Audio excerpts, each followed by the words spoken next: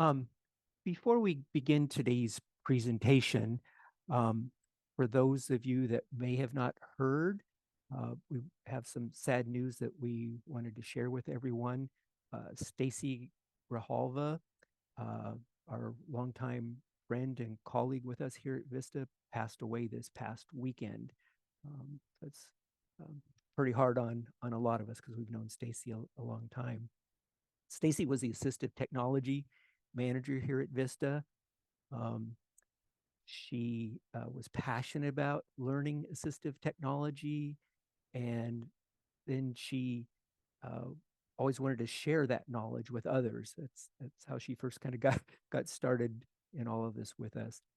She first became a client of Vista Center in 2011. In 2015, she began she took her first assistive technology class. Of more than 50 assistive technology classes Stacy took as a client with Vista Center. And then in 2017, she began the tech user group Santa Cruz, with our very first guest being Ernie Molina, was the first person that came on as a guest with the tech user group. The tech user group was the predecessor to Tech It Out with Vista, and I've enjoyed working with Stacy to produce more than 30 episodes of Tech It Out with Vista. In addition, Stacy organized the low vision expos at the Loudon Nelson Center in Santa Cruz. She was also organized many of our tech user group studies that a lot of us participated in. And Stacy was instrumental in helping with the development of the Amazon Echo Show. I will personally miss Stacy. I worked with her an awful lot. I worked closely with her, so I will miss her. Morgan, would you like to say a few words about Stacy? Or Ryan? You just need to unmute before you speak. Sorry, hang on one second. I'll go first and then I'll get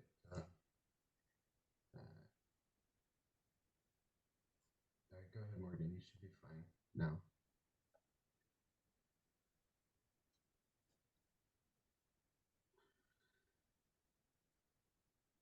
Go ahead, Ryan. Go ahead. Ryan or Morgan? Morgan has her hand up. Let me see. She should be good now. Hi, Yeah. sorry I couldn't find my reaction button. What to say about Stacy? Oh my goodness. I didn't know Stacy as long as quite a few others, but she helped me immensely when I began with Vista. She was extremely knowledgeable and always passionate about the technology she was teaching, the technology she was using. And I've been an iPhone user for over 10 years. And on occasion, she would even tell me little things that I didn't know. She also was always up for a conversation or a phone call. It didn't matter the time. Sometimes on the weekends, we'd end up just talking, just chatting for hours. We thought it was going to be like a 15-minute phone call, and it did not turn out that way. She was a wonderful person, the first to say, yes, I'll help. And she's going to be missed. I'm not good with my thoughts, so I apologize, but I did want to say something. And I'm going to miss having her around to talk to and chat with and bounce ideas off of and collaborate with and everything else. Thank you, Morgan. Roberto, I see you have your hand up. Go ahead.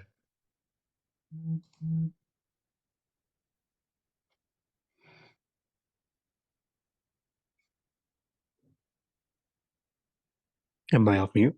You Yes. are. Okay. So I honestly did not know Stacy too much. I barely started working with her directly. But she is the one that brought me to the team. I would have never met such a wonderful community here at Vista without her. So I thank her for that. And it was unfortunate that I only got to spend um, a month and a half with her. I wish that we could have had her longer here here at the Santa Cruz Vista office. That is where I'm at. But either way, I appreciate everything she did for me. So I'm glad. Thanks to her, I met all of you guys. Thanks, Roberto. Ryan? Yeah.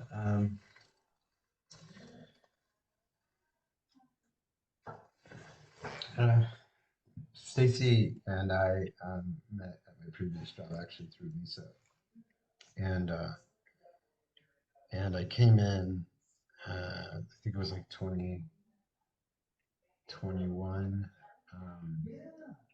and I ran into Lisa, and Lisa had called Stacy and was like, "Hey, guess who I saw today?"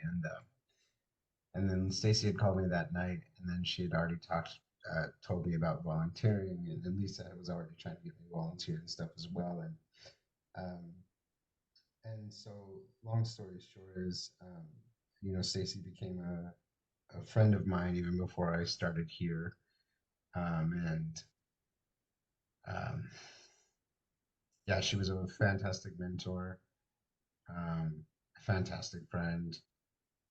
She was the one that got me started on AT. I had no idea that was even like a thing, and she had put that spark in me, and then just helped guide me throughout the way. And so, with that, there's of course more and more and more to say, but just I'll miss her. I miss her already. So that's it. Chris, I see you have your hand up. Go ahead and unmute. Hey, so when I first came on board of Vista as an AT consultant, so I guess the biggest supporters I've had was Ryan and Stacy. I think Stacy, she, did everything that she could to support me, make sure that I had everything I needed, any tool or any advice she would always give me. We would, like Morgan said, we would sometimes have those talks. It could just be, oh, hey, don't forget about this and this. There's these events coming up. You should come. And then, then we would just talk about the randomest things, right? So, as you get to know her, she's very friendly, super supportive, and you can tell from like what she does with Vista, she definitely cares about the needs that people have, especially with accessibility tools and technology. She's always connected with like the big tech companies like Amazon, Google. She's trying to bring as much as she can to Vista so that, we can expand our knowledge on like the products and tools that, that they're providing. So I've always looked up to her in that regard, where she's putting herself outside the box, doing, finding third parties or tools, support, and all these other things outside of Vista. And she's just trying to help us the best way that she could. So, she's going to be missed. And, I hope I bet, I wish her family like the best. Thank you, Chris. Thanks, Chris. Alice, I see your hand up. Yeah, hi. Thanks everyone for talking about Stacy. She was great. And I also, a lot of times she and I would talk about things besides work. And I agree with Morgan that you could talk with Stacy for a long time. And in our case, tended to be about animals, which she was also passionate about. And I think probably most of you know that her pet pig was named Bacon, and she cared deeply about him. And what I also liked about her was that she had a very nice, calm demeanor. And I agree with everyone else that, she'll be missed. And I feel for everybody that was very close to her. Lisa, did you want to say anything? Sure. So I've known Stacy just about the time Santa Clara Valley Blind Center merged with Vista Center, when she and the whole entire team came to San Jose just a field trip, get to know us, tell us, everything. And those of you who've been to San Jose in our auditorium have probably seen our kitchen as well. And when she saw it, she goes, "Oh my gosh, I could live in this kitchen." And and it's like, this is so great. We could cook here and do things. And so she always wanted to cook with us, and we made that happen with the youth. Stacey and I also we would also have those evening conversations and chat about all kinds of things, collaborate.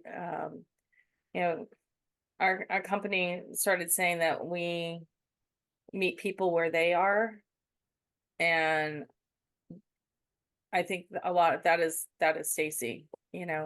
Whatever the need, she just would reach out really far. And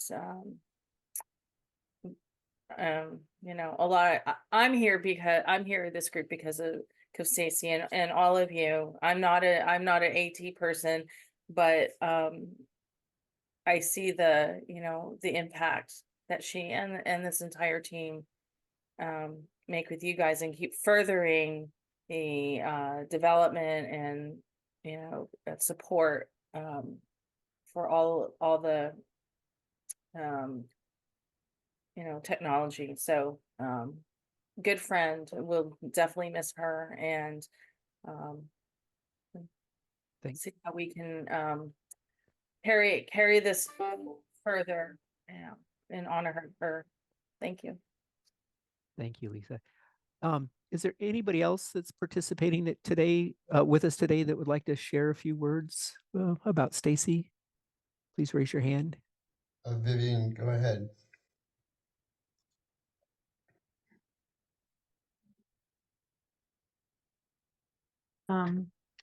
So when I met Stacy around the same time, when Vista the Blind Center merged, all I saw at first was the ray of sunshine. And she exhibited that in her work and on a personal level.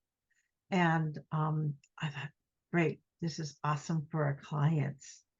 And we had a discussion about, Apple versus Google and the Google Assistant, etc.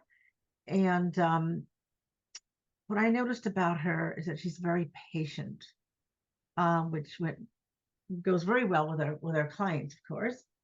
And we would also figure out whether somebody should be learning the phone via low vision methods or voiceover. And so I liked how she was open to sharing her knowledge. And that just was greatly appreciated. Also, she's more like a friend, for her staff. And that blend of being a friend and also offering support, whatever level that's needed, was greatly appreciated. That's what I wanted to share. Thank you, Vivian. Thank you. Perla, I see that you have your hand up. Go ahead. Hi, am I unmuted? You are. Okay, great. I just want to briefly say that I just, in terms of conversation and help, she was great. And we had a long conversation about people we knew in common, because she went to school in San Jose district, and I knew some of her teachers. And so in addition to being someone who was helpful with tech, she was just such a warm and welcoming person. And I wish I had gotten to meet her and gotten to know her better. So that's it. Thanks. Thanks, Perla. Thanks, Perla.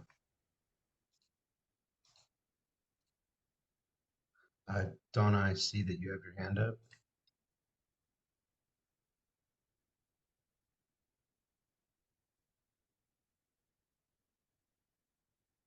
Can you hear me? We Yes. can.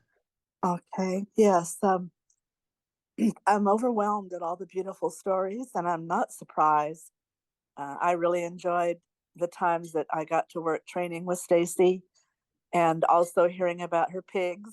When I first met her, I think she had two, but one memory I have that was really neat was back in the conference room at the Vista Center in Santa Cruz.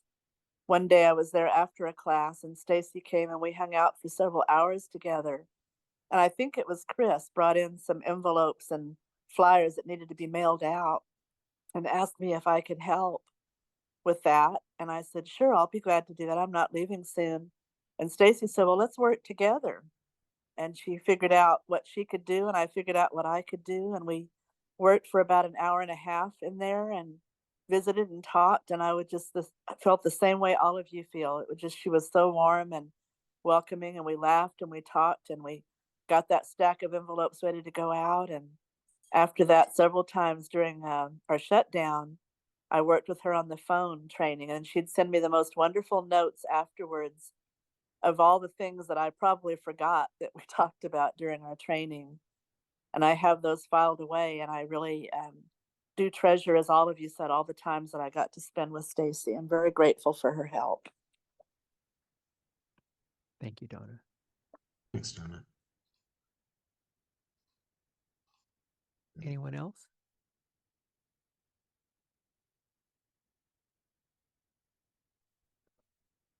All righty. Well, thank you everyone for Can sharing I those kind. speak? Oh, Can I speak, Bob? Farhang? go ahead, Farhan. Okay. I was really shocked when I heard the news at the last Wednesday's Vista meeting when Ryan announced it, because I'd met Stacy only twice and she seemed to be such a helpful, calm, kind, and young, pretty looking woman, a lady you can see, and she could recognize me just by my voice, and she would laugh and say, I recognized you because of your Indian accent.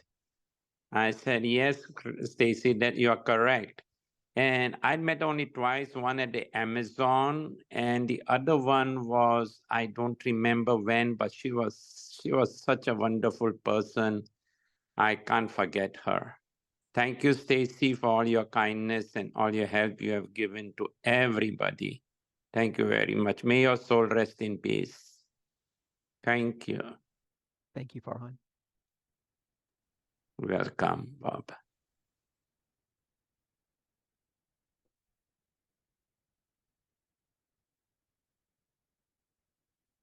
Well, thank you everyone for sharing those kind words. It means a lot to all of us. We'll now go ahead and begin today's presentation. So I apologize for the jumping from that straight into the show. So welcome everyone. My name is Bob Geyer. I'm a volunteer here with the Vista Center for the Blind and Visually Impaired. I'll be your host for today's meeting. Assisting me today is Lisa Kwan and Ryan Lin. And joining me in today's talk about smartphone tips, tricks, and apps, our favorite apps.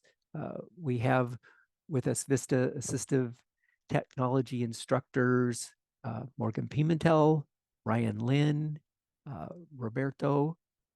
And Roberto, I apologize. I always not sure how to pronounce your last name, Atalano. And what we're planning on doing today is we're going to rotate between all of us, and we're going to take turns talking about different tips or tricks. And then after we're done with that, then we'll circle back and we'll talk about our favorite apps. And we're going to try to sprinkle in both iPhone and Android. One thing that we would like to to do real quickly, just so that we have a sense for today and for future planning purposes. If you are,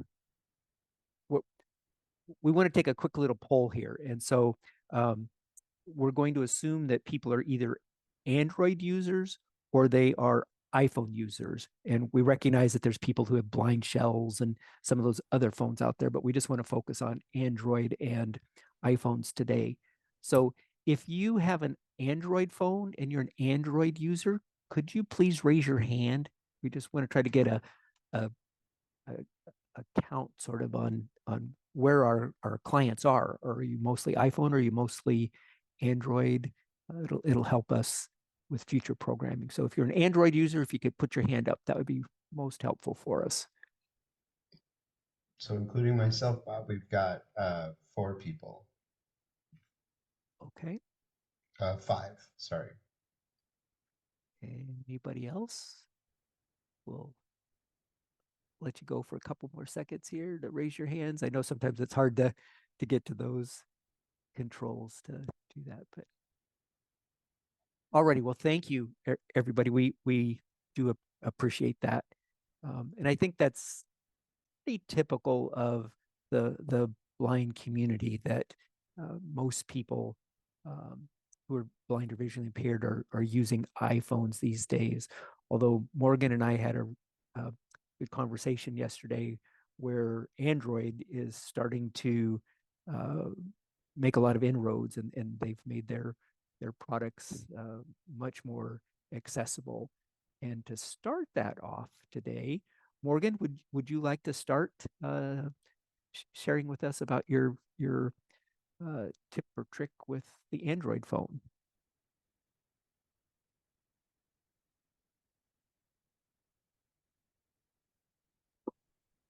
Okay, sorry. I wasn't sure if I needed to raise my hand or not. Yeah, so tips and tricks on the Android. Oh my goodness. So the Android is, honestly speaking, when using a screen reader, a lot of gestures are somewhat similar to the iPhone. But one thing that I find extremely helpful is the fact that when using an Android, and I apologize, I don't know if you can do this on others, but if you're using Android's keyboard, which is known as Gboard, there is a clipboard there, and anything you paste, you can save for up to an hour, or I believe it's permanently if you pin it. So this has saved me a lot of time when I've had to go copy over links or tracking numbers or things like that. Anything, I put it in that clipboard, I save it, and then I can go back and grab it anytime I need. So that's one tip there. And then the other thing that's very nice with Android today, and I have a Google Pixel.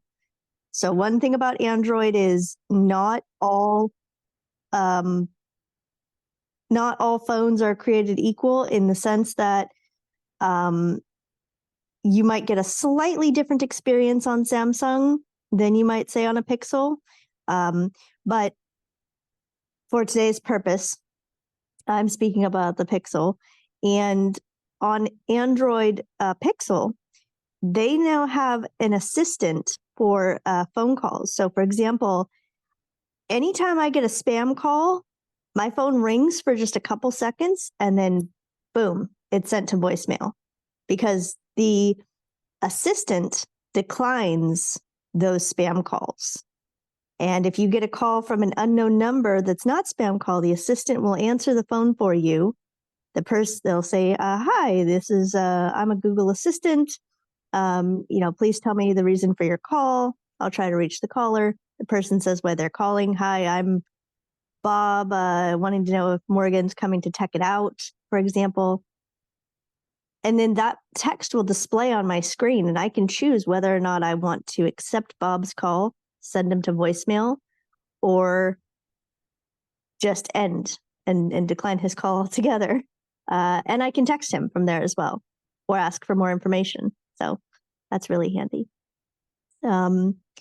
Those are two tips that I have for that. Let's see, I'm trying to think of any others. Those are the two biggest ones I have for right now. Okay, thank you, Morgan. Anybody have any questions about Morgan's tips? And again, we're going to just keep going through all the folks here. And so, Hello. Ryan, you want to go next and tell us either about Android. I know you're an Android user, but you're also good with the iPhone. So, which tip or trick would you like to share? Yeah, either one, I'll participate in both. Um, so my personal phone is an Android. I actually have the the Samsung Z Fold 5, which is about the size of an iPhone Pro, and then when it actually folds open into a small tablet, and so it extends. It's kind of like two Pro Maxes together. So that's pretty cool. So that's the type of phone that I have personally. But I'm also, as many of you know, very familiar with the iPhone. I have them for work that I use. So I think the one thing actually that I had just learned yesterday, and Bob, I was on the phone with Bob and I was like, Bob, oh my God, this is really cool, is Be My Eyes had an update, and we're not talking about AI. We've been over that a couple times, although still you could go on and on with that. Um, and so, but I wanted to bring up a new feature, and it's called My Groups. I don't know if this is old news or what. I hadn't been on Be My Eyes for a week and a half, so this maybe people have known this, but it says My Groups, and when I click on the button, uh, I can add a group, and so I can add, excuse me, 3 people, 10, 20, whatever, to a group, and I can name it. And then if I have a specific issue, instead of calling a stranger per se or a volunteer, I can contact one of my groups that I've named. And then anybody that I've added to that group, the call will go out to them and the first available person will pick up. And then they can give me that visual assistance that I need. And so I thought that that was really cool because one of the things that I really push, and anyone that kind of teaches working with Be My Eyes, is you don't provide personal information for just the volunteer side. Um, so this would be really great if you're trying to read, the last 4 digits of your credit card or something like that, where it's a trusted group. It's your friends and your family that you would give them your credit card to read it to you. So I thought that that was a really, really wonderful feature because it just adds one more um, layer of support, but it's that comfort support, and it's not just that stranger. And the other great thing too is it doesn't matter if the other person has an iPhone or an Android or a like a Pixel per se. So uh, that way too, because like a lot of people, they'll just FaceTime their loved ones or friends for that support, but FaceTime doesn't exist for Samsung. So that's just a really cool kind of workaround. The other really cool thing that I had found is under specialized help. So there's the call a volunteer, and then there's the specialized help, and then the My Groups. And then under that, you've got the Be My AI. So the specialized help is really wonderful. And again, this is something that I had found that was newer. And that is under technical, which is the last option. Apple has now been added. So I think that that's really awesome. We all have Apple accessibility, or we should. If not, we will provide that number for you all. But Apple accessibility is fantastic to connect with. And so this is really a wonderful tool because you could use your phone. Let's say that you are using a Mac or or something's wrong with your iWatch, or you can even use a friend's phone or something like that that has the app, and you can then show Apple what is happening by using the rear-facing camera. So I thought that that was a really great tool. Um, Lastly, the other trick that I have in regards to Be My Eyes is under the specialized help, you can actually pin your favorites. So there's several categories: uh, blindness organization, careers, food and beverage, games and toys, home and cleaning, and so forth. You can, and then each one of those has the companies that are available for you through Be My Eyes to support you. And so you can pin one of those companies for your support and for easy access. So you don't have to go through the specialized list and then go through the individual companies that support in that specific area. So just a quick tip for that. I think that that's what I have for now, but I imagine that something else will come up as we continue on. So yeah, thanks. I think Roberto, did you have a question, or did you want to go next? No, I was gonna comment on Morgan's. I was gonna comment on Morgan's about the keyboard. I know she says that she uses a Gboard. With the Samsung phones, it comes with the Samsung keyboard. However, you could install the Gboard. I do prefer to use the Gboard personally, because as Morgan said, there's quite a bit of unique features that make it easy to use and easy to type with that I've experienced on the Gboard. But I just wanted to comment on that. Thanks, Roberto. And Roberto, do you have any tips or tricks that you want to share for iPhone or Android? Yes, I don't mind sharing either or. I use both worlds. Let's go for iPhone. So I can start off with iPhone, and this is a combo. Okay, so I have the smart home system, the Google. It comes with the a variety of stuff, Google systems. Now, the thing is that I like about the Google system is I'm actually able to ask Google by speakers or displays. I can ask them to find my phone. It can be an iPhone or it can be an Android. And so if my family is not over, or for some reason Siri won't, for whatever reason, answer me, and I say, "Hey Siri, where are you?" And it just won't answer you for whatever reason. You can set up your smart home system on Google. Could you try Yeah, I was asking. You can ask your Google system to find your iPhone or Android. So that is one thing I wanted to share there, because I know there's doubt if Google can work with iPhone. The next thing I wanted to share is something that I call voice dictation while on a call. So this is for the iPhone users. I sent an email out for anyone who wants to look at it or wants to show a client this. So what this is when you're on a call, on a meeting, on Zoom, something of that nature. From my own personal experience, you're not able to dictate anything. The iPhone disables the mic, and so you're not able to do anything. Let's just say you're on the call in the meeting, but you still want to search, or you want to send a message to someone telling them, "Hey, do you want to join our call?" Or, "Hey, come hang out with us on this video call, conference call," whatever it is. But you have to type it out. And maybe you don't want to type it out because it'll be too much work. Well, there's a way around that. So what I have learned is I'd like to use something called voice control. And with voice control, it's always listening. That's the only problem. But there's also a way around that. So with voice control, it's always trying to hear you out. It's you listening for voice commands. And so you can tell it to go home. You can tell it to swipe up, swipe down, swipe left, swipe right. So voice control can become handy.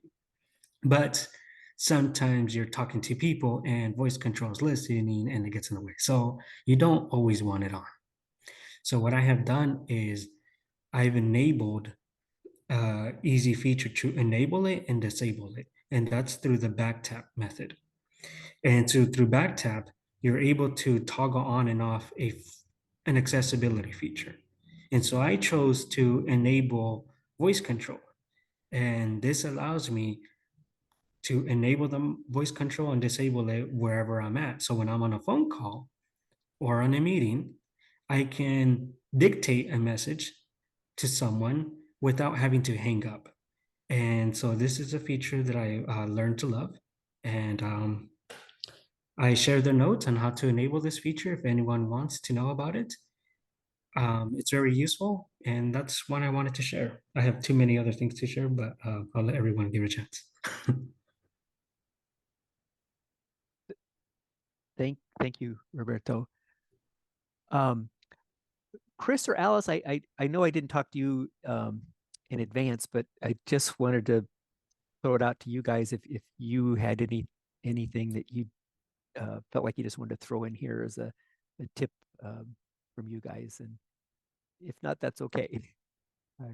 Yeah, so real quick, so there's a new, I guess with the new iOS updates, there's like a few changes, right, with how I guess some things are operating. For instance, so I know for AirDrop, it's been different. So when I've been working with clients and I'm AirDropping like voice memos and all these different things, like teaching them how to use the AirDrop, the notification is a little bit different. So before it used to be a pop-up, so you would only have access to that AirDrop, where it'd be like Chris Lamb would like to share a voice memo with you. All right. And then you would swipe to the right, decline, and then swipe right again, and there is accept.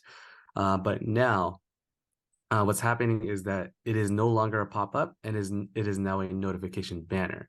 So it won't take you, so VoiceOver won't focus on that notification right away. You're still gonna, like, if you're on your home screen, you'll still be on your home screen.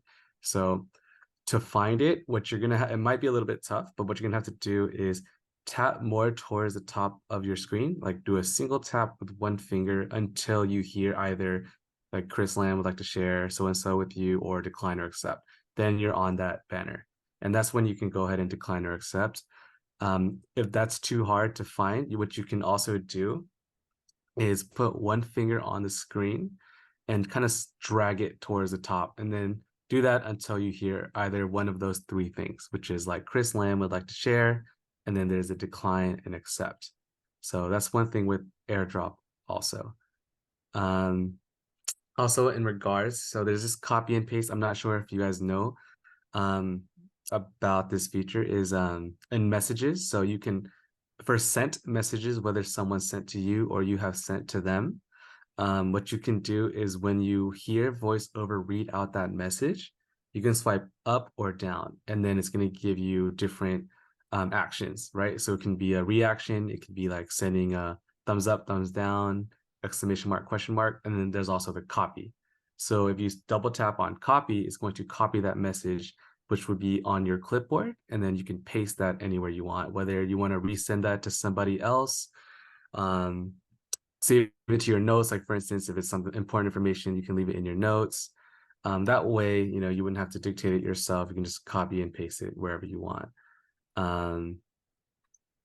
Yeah, let's see what else. Is there anything else?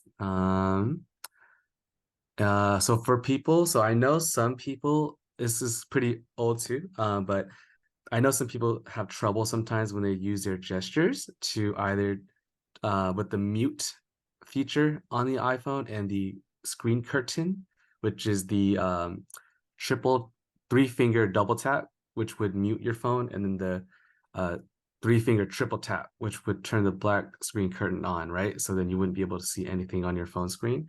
So I've had clients deal with that issue also, where they would accidentally make that gesture, and then they would get confused because they wouldn't know what to do because their phone isn't talking back to them. And if they had some vision left, the phone screen would be black. So they would just get lost and they wouldn't know how to get out of that. So there's actually a way in settings, if you go to accessibility, VoiceOver, and then commands, you can take that feature off. So you can swipe, once you go to commands in the accessibility settings, you can swipe until you get to the three-finger double tap, and then you can turn that off. So you can just make it so that no action would happen if you do a 3-finger double tap. Or obviously you can change that to something else also. So you have the ability to change the gestures if you want to. So for some of my clients, I've just taken those 2 actions off so that they would not have to deal with, you know, speech on, speech off, or screen curtain on, screen curtain off. So that's also something you could do if you keep dealing with that kind of issue also. Yeah, I think that's most of what I got. Thanks, Chris. Bob, this is Morgan. I actually have another tip I forgot to mention earlier. Okay, go ahead, and then we'll go to Alice. Okay, great. So this will be very quick, but I wanted to let everyone know, for those who don't, I don't know if this is available on the iPhone yet. I have not checked, but Android has just gotten the addition of, it looks like on my phone anyways, Ask Envision. This is, they've had it on their glasses for some time. I don't know if anybody has ever used those, but their Envision glasses basically are a pair of glasses that you wear, and it can describe scenes for you. It can read documents for you. And they've had a feature on there for a while now called Ask Envision, where if you scan a document or describe a scene, you can ask it follow-up questions. And they've now brought this feature to Android. I have not been able to fully test this because my camera is broken due to a hardware issue. But my boyfriend has tested it, and it seems to be, the descriptions are much more detailed and accurate. This is using AI, so that's just something to have in the toolbox. It's kind of cool. Thanks, Morgan. Alice, did you have your hand up earlier? Yeah, I did. Okay. And this is not really going to apply to a lot of people because it's a Samsung related, but Samsung has a I was talking with Samsung Accessibility just a day or so ago, and they have something, it's an app called Smart Tutor, and that actually is a remote access to Samsung, actually. So if you have a problem with your phone, Samsung Accessibility can remote access into your phone, assuming that you have the Smart Tutor app loaded. I have not actually tried it with them yet, but I just wanted to mention that in case it's ever helpful for somebody. Great. Thank you. Farhang has his hand raised. Did you have a question, Farhang? Yes, thank you. Thank you. My request is for Roberto, if he can provide us with the notes that he just spoke about. He did mention that he can give us some notes on what he discussed. So if he can share all that with all of us. Thank you. That's all, Roberto. Thank you, Lisa. Bye. And Roberto, if you can send those to me, I then have the email list for everybody that's here today, and I can pass those on to the rest. Okay. I don't know. Wait, who's talking to me? This is Bob. Farhang. Okay. Farhang. Bob, I did send it to you. Oh, okay. Yeah, no worries. And I think it's called voice dictation while on a call. Okay. And If not, you can shoot me an email and I'll resend it. Okay. And I'll pass that on to everybody else on today's call. Well, a follow-up question for Roberto. Go ahead, Tom. Yeah. So very interesting. And let's say I was on a tech call the other day and I can't share a screen or something. And I want to do the data entry, the voice dictation in the different box so the tech person knows following along that I'm doing the same thing. So for me, visually, I'm looking at one screen and I would just like to speak it while I'm on that call. And so would that work with what you were talking about? Yes. Like data entry of numbers. I had to put numbers into boxes. Yes. Okay. Wow. So I'll pass those notes on to you, Tom. So you've got those. Well, I have two really basic, simple tips that a lot of people may already know. But one of the best sources of information on the iPhone, and that's Rita's iDevice help. Rita sends that out every month. She has iDevice help that she sends out, and I will also include how you can sign up to receive that from her. Hers are very detailed notes going through step by step on how to do all sorts of things on your iPhone. I keep a separate folder that I store all of her emails in. I read her emails and then I dump them into a folder. I need to keep that and come back to that at some point because I know I'm gonna need to know how to do that. And so I recommend Rita's iDevice, signing up for that. And then the other thing is I am constantly rearranging the icons on my home screen. And the reason I do that, well, as I add new apps, things kind of get moved around. But I always want to keep in the four corners of my home screen the apps that I need to get to the quickest. And so I always know in the upper left-hand corner of my screen is Ira, so that I can always get a hold of Ira at any time I need to get a hold of Ira. And likewise, I put things in the other three corners. But also I use just Siri an awful lot for just opening up apps. So I've got many pages of apps, and so I don't necessarily remember which screen I have those on, and so I can usually ask Siri, or I can ask Siri, and she will usually open most apps. She won't open all of them, but she will open most of those. And if you don't know how to move an icon around on your screen, you usually just put the focus on that particular icon, and then you double tap and hold it, and then it'll say it's ready to move, and then you can just start sliding your finger to the edge of the screen, or wherever on the screen you want to drop that particular icon, or if you need to move it to page 2 or 3 or 4 or wherever. As you get near the edge, it'll tell you that you're nearing the edge, so that you know you're going to advance to the next screen.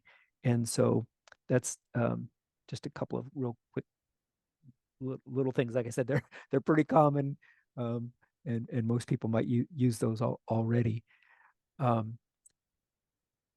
Does anybody have any questions about tips, or we'll circle back around and go through some of our different favorite apps that we use, and some of us have touched on some app issues already, but we're going to go back around and focus on apps. So, but if anybody's got any questions.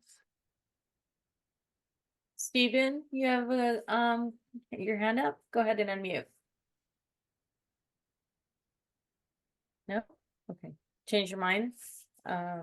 Kit, you have a question? Go ahead and unmute.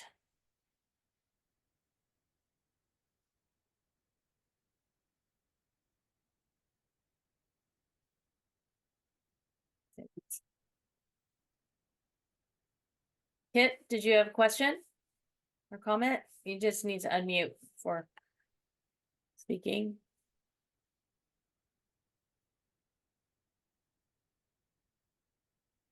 Well, let's circle back to Kit. Farhang, did you have another comment? Yes, Lisa, thank you.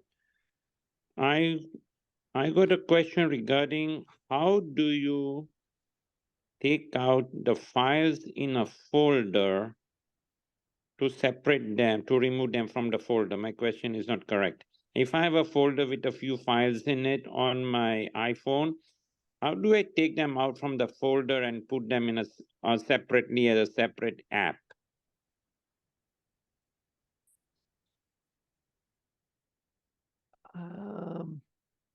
I'm not quite following that question. So you have Right. you have Let me explain again. Go ahead, Morgan. I have a Morgan, go ahead. Can I ask my question? Oh, hold on just a second, Kit. Let's finish with Farhan and don't mute yourself. Stay unmuted, and we'll come right back to you. Sorry, I heard something. This is Morgan. Farhang, were you asking about folders on iPhone? Folders, yes, correct. Folders on iPhone. If I have a folder in which there are a few apps like Be My Eyes and Blinds, whatever the other apps that are there, seeing AI, and then one folder, and I want to remove them from the folder and put it on my iPhone separately. How do I do that? Oh, I understand. Do you mind? Can I take this one, Bob? Is that okay? Yep, go ahead. Okay, cool. So, if you have a folder with apps in it, it's very similar to what Bob mentioned to you. So the way you would do this is you would find the app you want. Let's use Be My Eyes, for example. You find Be My Eyes, and then using your rotor, you navigate to actions, with 2 fingers, like you're turning a dial. So you turn them clockwise or counterclockwise until you find actions.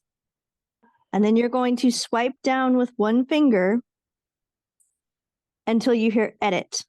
When you double tap on edit, that's going to start editing your page, your folder of apps. And then you're going to go to, using again, 1 finger swipe down, you're going to go to where it says drag app. Double tap here with 1 finger, and this will basically select Be My Eyes. And to get out of this folder, because we're still in here, you can do a 4-finger scrub. 2-finger scrub. So you take 2 fingers and you scrub on the screen like you're wiping down a counter. And that will put you back on your main page, and you can, wherever you want to put this app, let's say you want to put it to the right of this folder. So you go to the right of the folder, you swipe right past that folder, and then you'll, if you use your actions rotor again, you can, you will, when you swipe down with 1 finger, it'll say drop before folder or drop after folder. Drop this app after, this folder. And you want to select after. So you're going to double tap with 1 finger. I can send you notes on how to do this. I'll email you I can email you notes on how to do this. Actually, Bob, is it better maybe if I send that to you? You can send that out to the group? Yes. If you Okay. can send those Thank to you, me, Morgan. and then I'll pass those on. Okay. Okay. Also real quick, so actually so technically when you're on the home screen and you're on the apps, I think it's already automatically set to action. So you just have to swipe up or down once you find the app. Oh, that's right. I always use the rotor by reflex. I never know where I am. Thank you. Thanks, Chris. Okay, Kit, you want to go ahead and ask your question? Okay, the question is actually the same. You go to edit, and you pick whatever a application to edit. Then you go to the main screen. It's a I don't know. And you get to a place that say ready to drop, and then you go right, go left, whatever, and then say it's ready to drop up to B folder. So you dropped it now. Sometimes it works. It's be like you have B folder, A folder, you drop up to that. that's fine. But I don't know, for some reason, maybe just me. Sometimes you say, drop A folder after B folder. So you do that, and it magically open another folder, and your file is in that folder. So I had to try to move that file out of the folder. There's a lot of, so what I'm saying is, technically, whatever she just said would work, but once in a while, and I don't know why. Why doesn't it work sometimes? It open. I don't know, anybody have experience? You try to move it and It's called technology. That's why it does it sometimes and it doesn't do it other times. It's called technology. Does it happen to anybody in the audience? I wonder. Or just me being clumsy. It tells you drop A folder before D folder. So you think, okay, I'm fine. In the old day, you just drag it, and then it still works when you drag it, but maybe it's even better than do this edit thing. Vista instructors, anybody have any comments on that, Vista instructors? Or you mean it never happened to you guys? The only comment it does happen. The only comment I have really is that Bob's right. It is called technology. So it's not me being clumsy. No, it's not. Happen. It's not. That can happen. Usually it doesn't. And then, as you probably know, when that happens, Kit, you just have to go into that folder, find the file, and repeat the process.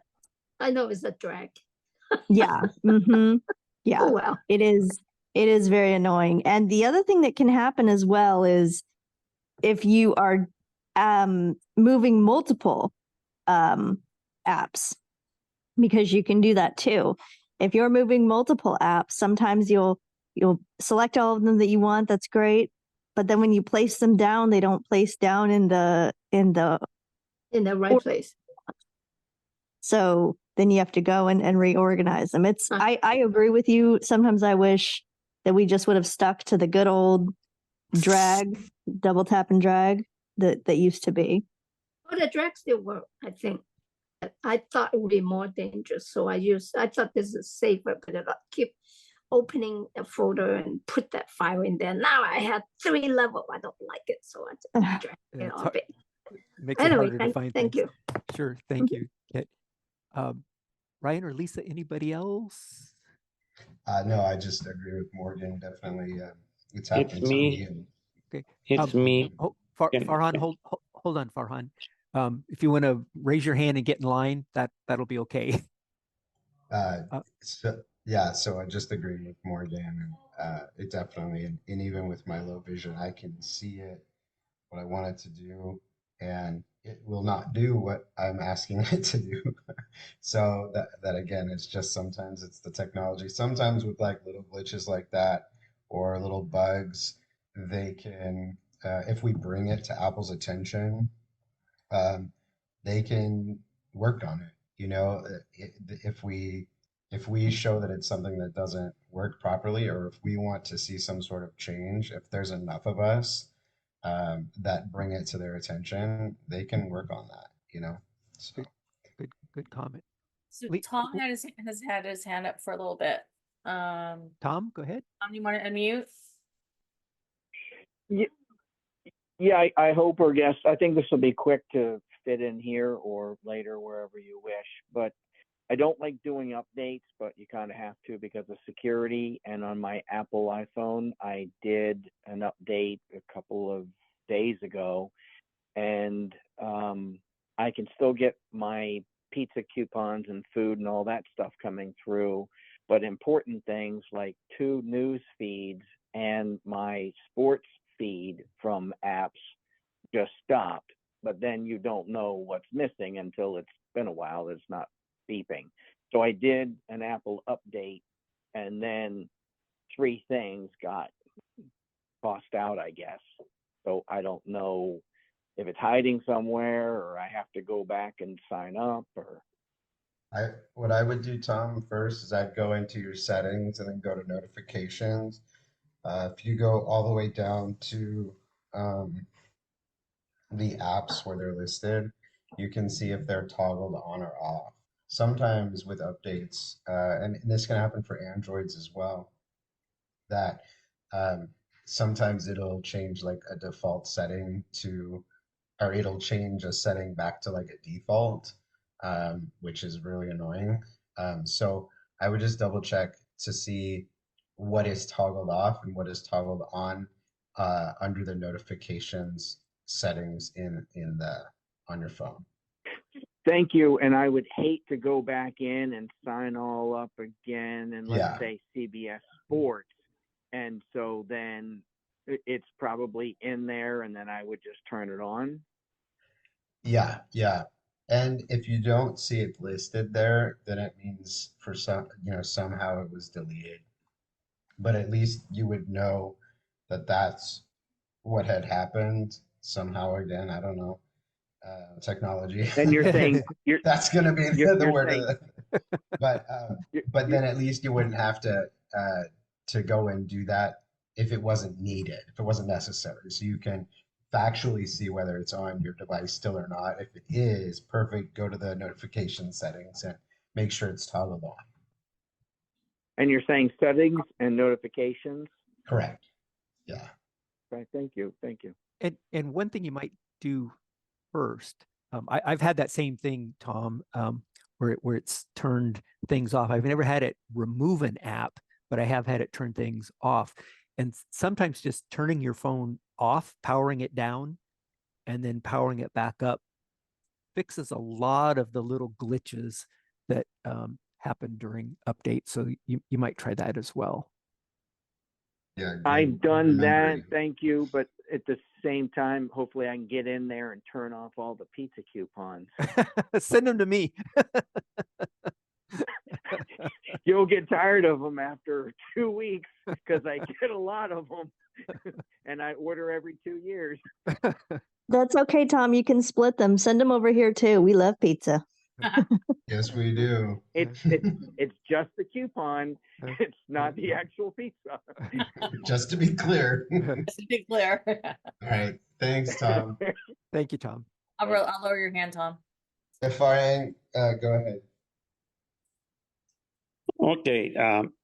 My question is that whenever I download any app, instead of the most recent app coming on the first page where there are a lot of blank spaces, it goes into the third and the fourth pages, and where I have to go looking for it. So how do I make it go on the first page? So I know it's right there, it's downloaded.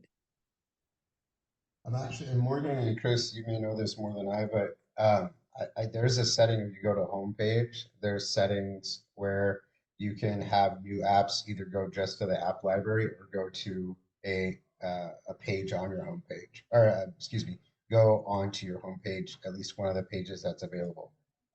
So where is the setting? Where is the setting?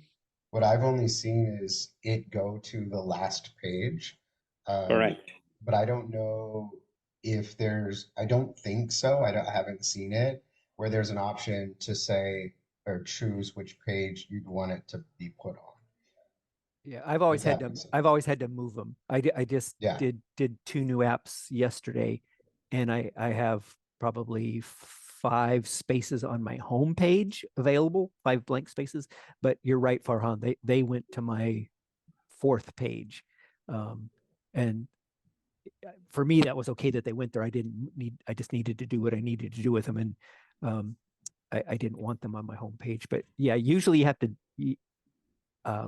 I have had to drag them back to the home page. I'm not sure if there's a setting that you can switch that will automatically put them on your home page if you've got a blank space. I've had that same experience that you have, so that's not uncommon. Okay. Thank you, Bob. Thank you, Ryan. Yeah, Roberto, did you have a comment with that? Oh, no, yeah, I was just going to say there is a setting that will allow you to have all your apps when installed go onto your home screen. Right.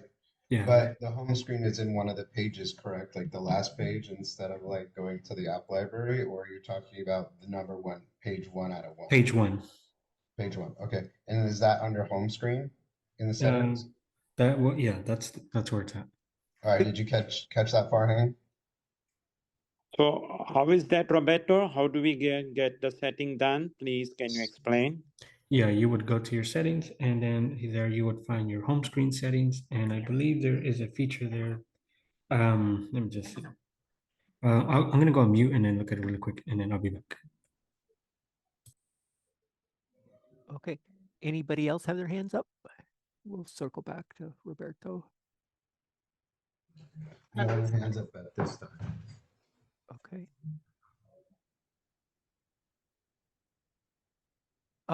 While we're waiting for Roberto, we were going to move on into just some of our favorite apps, and we wanted to kind of go through that quickly. We've only got about 15 minutes left. So, Morgan, do you want to give us like one of your favorite apps? Absolutely. So I have two, actually. I have two favorite apps that I use all the time, pretty much every single day. One of them is YouTube. I'm sure that's going to be an extremely popular one.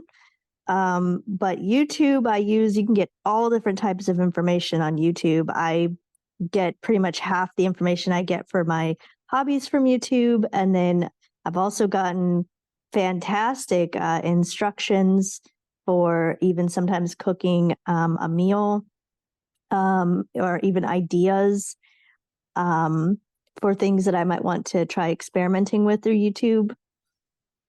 So it's just wonderful. I mean, you can find pretty much anything on YouTube, really. You can even let me just interject real quick. We will have a future episode this year. The group is kind of putting the calendar together, and one of the shows we're going to talk about our favorite YouTube channels and our favorite podcasts. So we'll be able to share those, and you will tell us all of yours too, because we want to hear from everybody. So absolutely, that'll be an upcoming show. But your other app, Morgan, I'm sorry, I didn't mean to cut That's you off okay. there. That's okay. My other app is ChatGPT. I use ChatGPT regularly, and I use it for several things, from if I want to write a story or if I want to look up a recipe sometimes and I need the step-by-step instructions. Or actually, I've been using it to describe photos because, again, my camera is broken due to a hardware limitation. So that means I can't use Be My AI right now. So I use ChatGPT instead. And ChatGPT does a magnificent job at that. I believe this is a paid tier though on ChatGPT. So I have to pay, it's $20 a month, but you do get some additional features. So that's nice. If anybody has any further questions about that, I can always write up a small email and let people know more of how that works. But those are two apps that I use personally on a daily basis. Great. Thank you, Morgan. Roberto, did you find that? So I want to mock what he said happens to him, but the only thing I see under settings and home screen settings is there's a check mark. Well, there's a option there that says add to home screen. You would select that and it would add it to the home screen.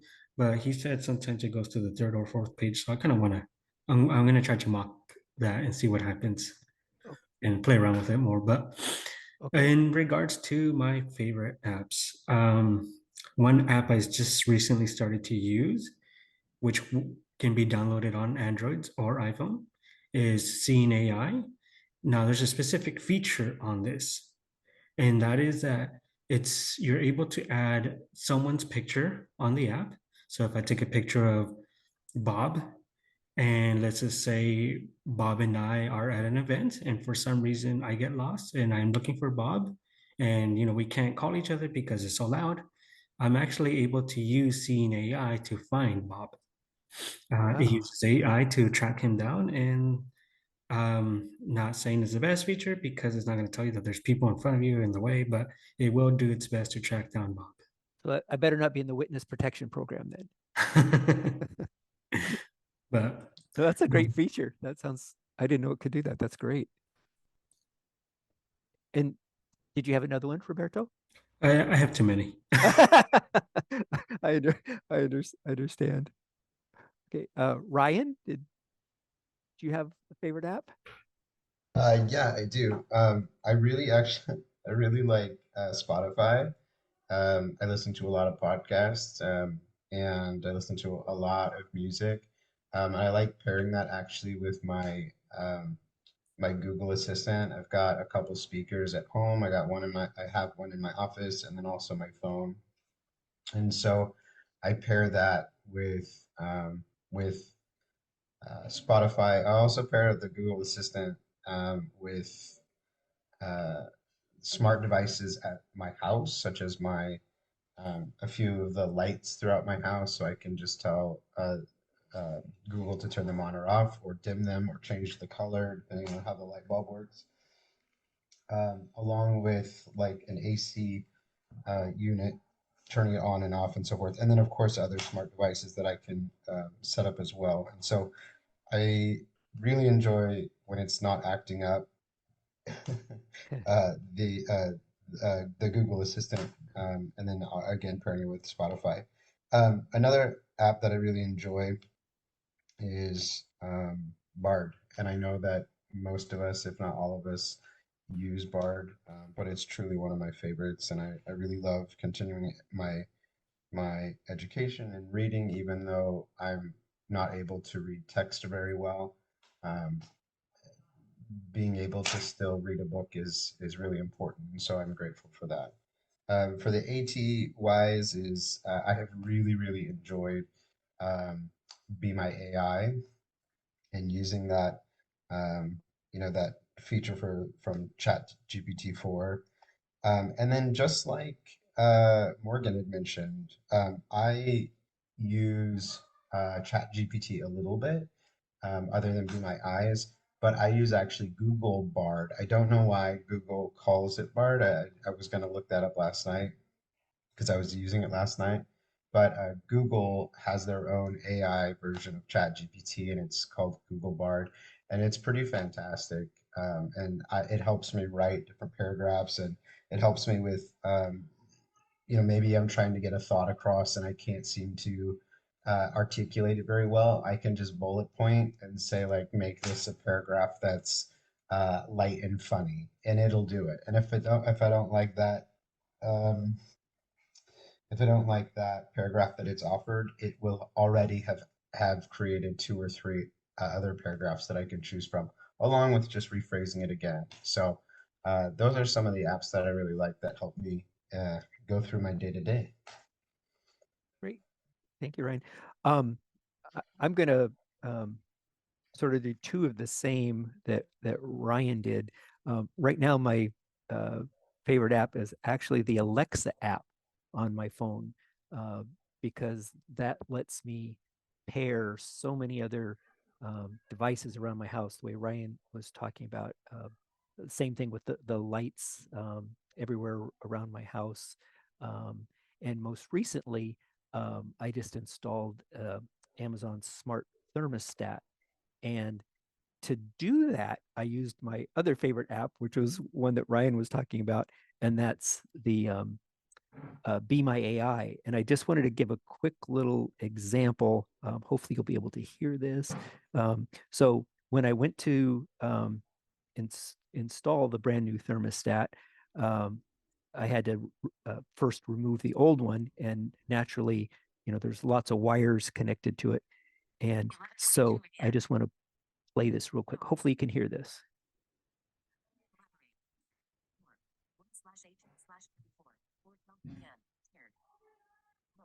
The picture shows the close-up of a thermostat wiring base plate mounted on a wall.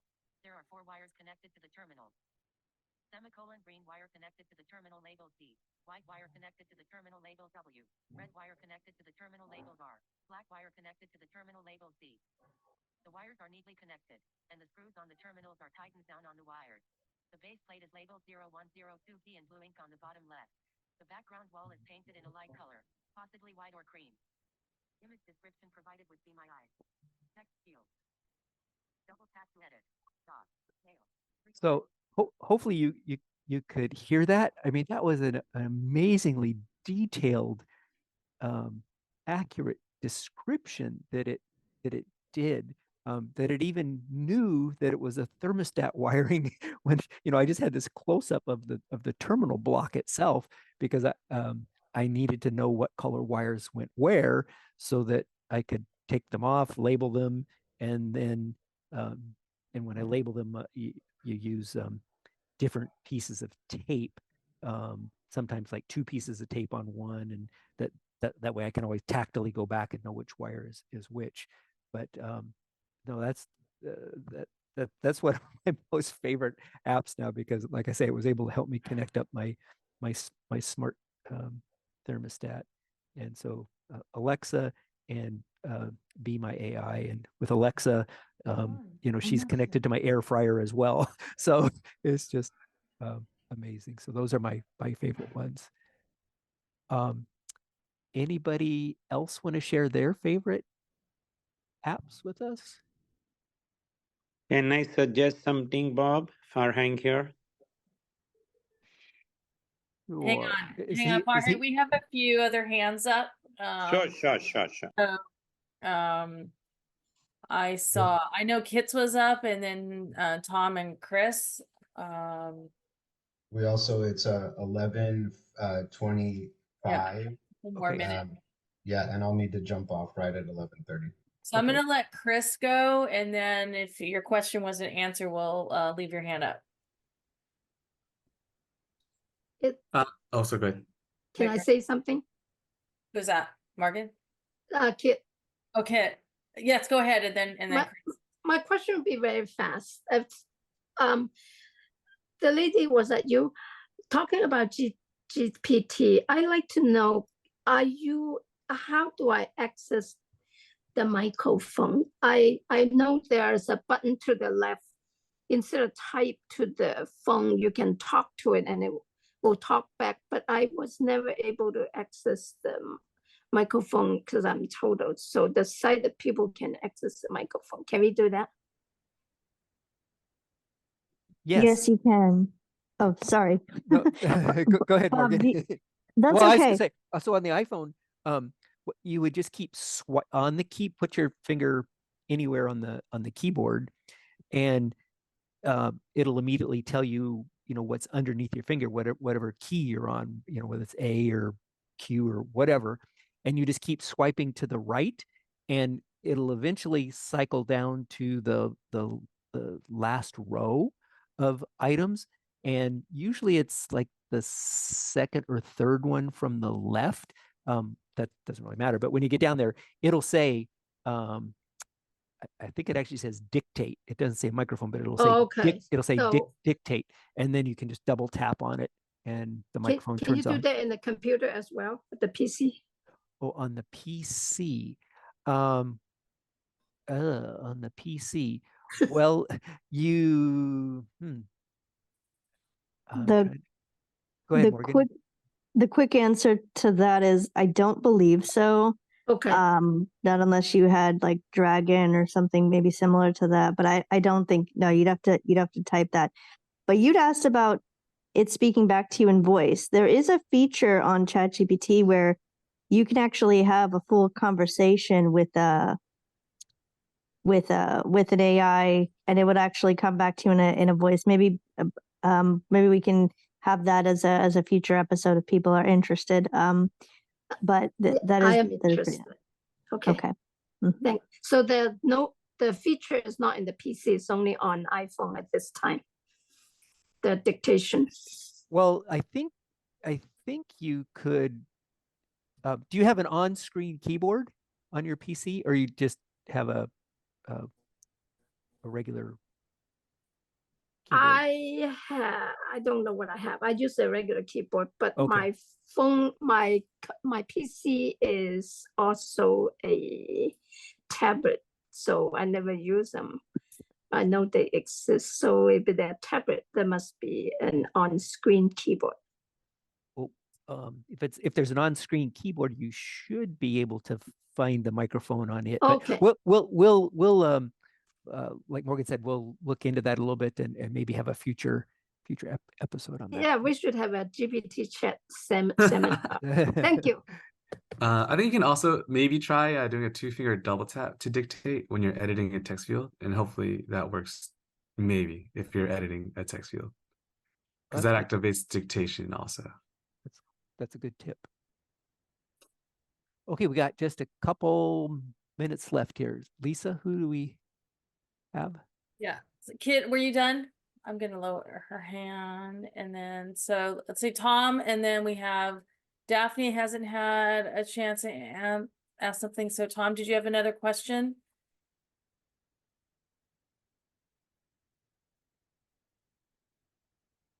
Daphne, did you have a question? You can just unmute yourself.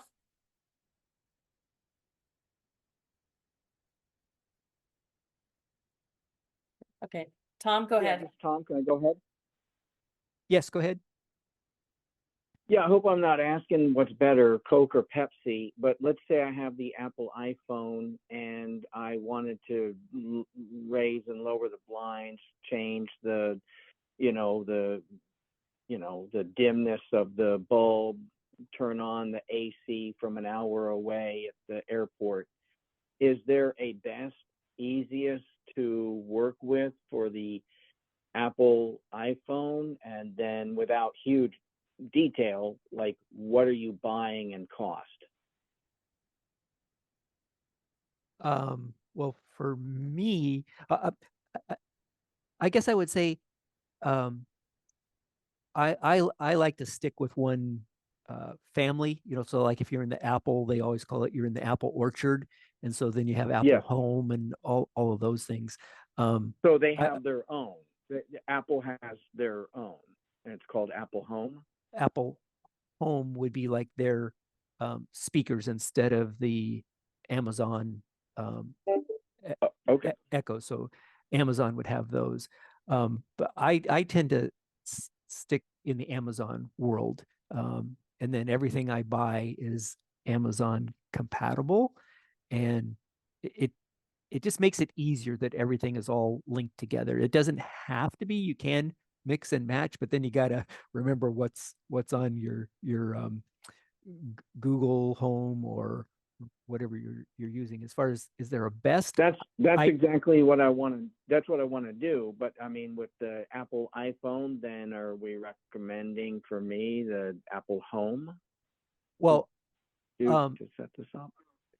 Well, again, it just sort of depends, because on your iPhone you can use all of the other products. You'll just end up downloading another app onto your iPhone that will link those products to your Alexa or HomePod. I think there are more compatibility issues with the Apple Home system, just from listening to podcasts, that people sometimes have difficulty linking a lot of products to Apple Home. But my experience with Amazon is it's been pretty good, pretty seamless. And then approximate cost to get going on buying? Well, it depends upon what you want. I mean, assuming you already have, like the smart speaker, then like these last LED strip lights that I bought, they're like $32. And so I have limited vision, and so I walk into the corner walls a lot.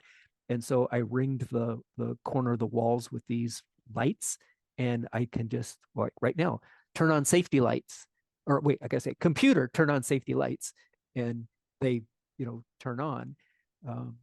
And so it depends upon, whether you're doing lights, or you're doing a thermostat is $80. It just depends upon what you're automating. Okay, so the first thing is to buy the speaker, is what you're saying. Yes, you got to start with a smart speaker, and so you got to decide whether you're going Apple, Google, or that's what Amazon. I'm looking for. Okay. Yeah, and yeah, it's just whatever your personal preference is on those. Lisa, who was the last person Darla, what was it? Daphne. Daphne, I'm sorry. Go ahead, Daphne. Hi, sorry, I was having difficulties unmuting, but may I just quickly ask before we wrap up? I'm actually having some difficulties answering and hanging up calls using voiceover. So I do the two-finger double tap when answering the calls when using FaceTime and just regular calls. But is that what I'm supposed to do also when hanging up as well? When Yes. Yeah. Yes. So and Correct. because it doesn't seem to work. Sometimes I do that on FaceTime and it works fine. And sometimes with the call, I've heard that just using the button to turn off the screen works as well. Is that true? When just locking the call or hanging up the calls? sometimes that I think it's more so dependent on the other person too, the other party if they hang up. But what you're doing is correct, like two-finger double tap to answer and hang up calls. If that doesn't work, if like it's not registering your two-finger double tap, what you could also do is you can technically swipe on the screen too, and then you can probably, keep swiping to the right, and I think eventually you'll find the end call button, and then you do a one-finger double tap to activate that button. Okay, what was that again? 'Cause yeah, sometimes it doesn't hang up, like it takes forever to hang up and the call will just stay on. Queue on, And yeah. if the other party is like doing whatever, And they forget to hang the up too. the call won't like hang up. So yeah, I would try. I know some clients do this too. They would just swipe to the right and then keep doing that until you hear end call. If you're on the key, if Yeah. you're on the telephone keypad, so Yeah. you need to make sure that the Keypad keypad is there too. is Yeah, that's the difficulty, is like sometimes it's just on the screen or sometimes it's just on okay. But otherwise the two fingers should work. Two-finger double tap should work all the time.